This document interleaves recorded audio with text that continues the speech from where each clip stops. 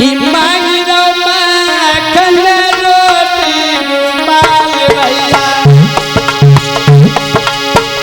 मांगरो माखन रोटी कन्हैया भैया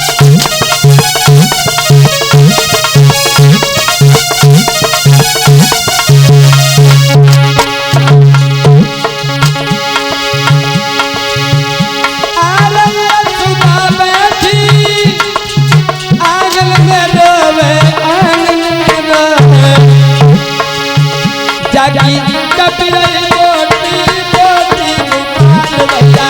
मांगरो माखन रोटी कन्हैया भैया